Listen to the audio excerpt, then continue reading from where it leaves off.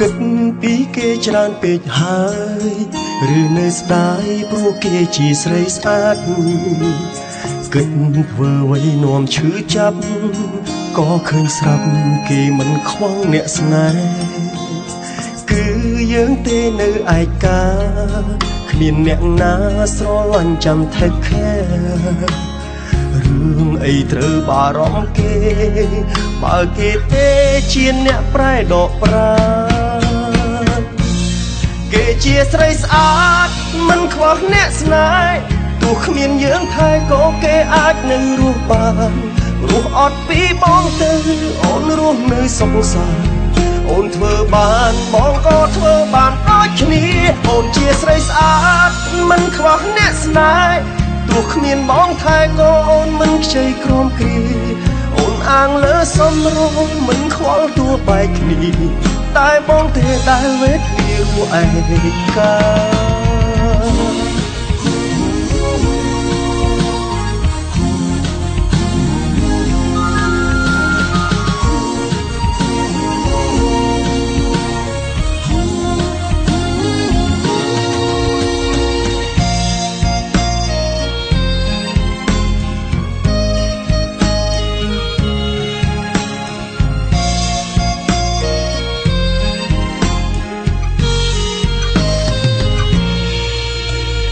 គិតពីគេច្រើនពេកហើយ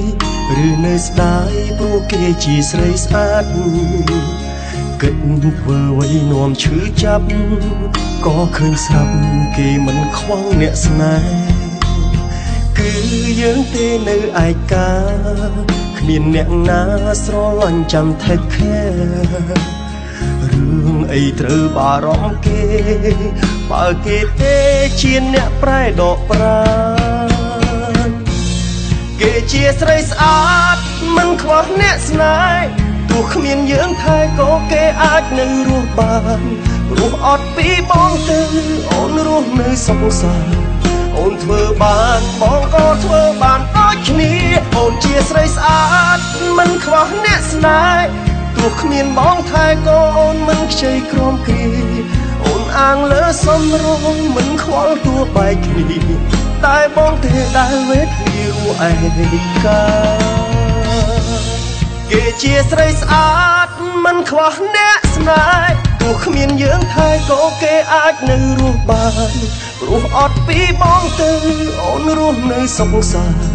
អូនធ្វើបានបងក៏ធ្វើបានដូចគ្នាអូនជាស្រីស្អាតមិនខ្វះអ្នកស្នេហ៍